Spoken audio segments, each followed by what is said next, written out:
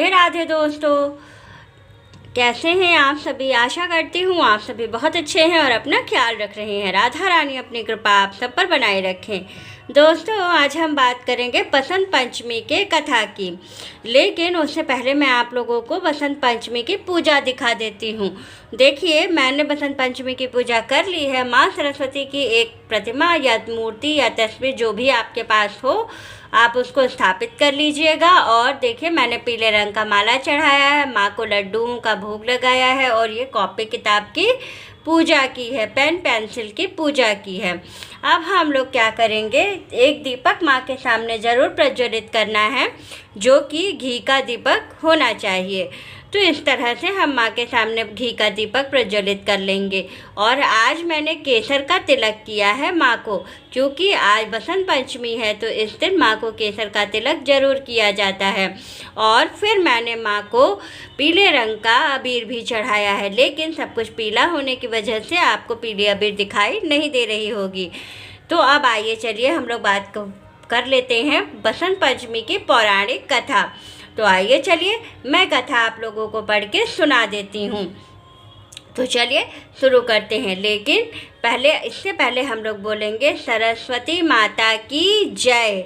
तो चलिए अब हम लोग कथा शुरू करेंगे। श्री गणेशाय नमः। किसी भी पूजा को शुरू करने से पहले हम गणेश जी का ध्यान करते हैं।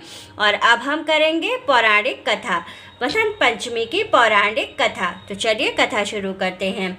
पौराणिक बसंत पंचमी की कथा के अनुसार सृष्टि के प्रारंभिक काल में भगवान विष्णु की आज्ञा से ब्रह्मा जी ने मनुष्य योनि की रचना की, परंतु वह अपनी सर्जना से संतुष्ट नहीं थे।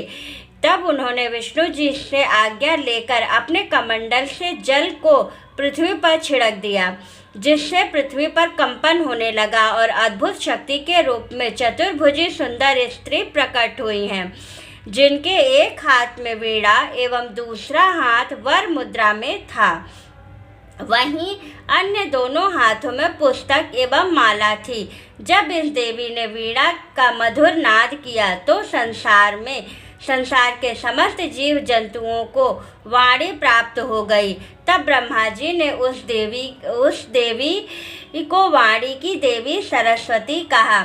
सरस्वती को वागेश्वरी, भगवती, शारदा, वीणा वादिनी और वाग देवी सहित अनेक नामों से पूजा जाता है। संगीत की उत्पत्ति के कारण वह संगीत की देवी भी कही जाती हैं। बसंत पंचमी के दिन इनके जन्मोत्सव के रूप में मनाते हैं। पुराणों के अनुसार श्री कृष्ण ने सरस्वती से खुश होकर उन्हें वरदान दिया था कि बसंत पंचमी के दिन तुम्हारी भी आराधना की जाएगी। और हिंदू धर्म में बसंत पंचमी के दिन विद्या की देवी सरस्वती की पूजा की जाती है।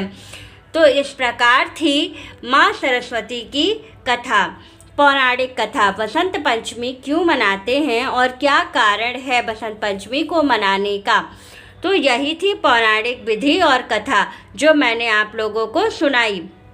इससे आपको कहा जाता है, इस कथा को सुनने से जन्म जन्मांतर तक के सभी दुख जो है वो मिट जाते हैं। इसलिए इस कथा को ज़रूर सुनना और कहना चाहिए। तो इसलिए मैंने आप लोगों को यह कथा सुनाई। वीडियो अच्छी लगे तो लाइक, शेयर और सब्सक्राइब ज़रूर कीजिएगा। और कमेंट में प्यारा सा कमेंट जय माँ सरस्वती ज़रूर लिखिएगा। जय माँ सरस्वती ज़रूर लिखिएगा। तो चलिए फ्रेंड्स, चलते हैं। राधे राधे दोस्तों।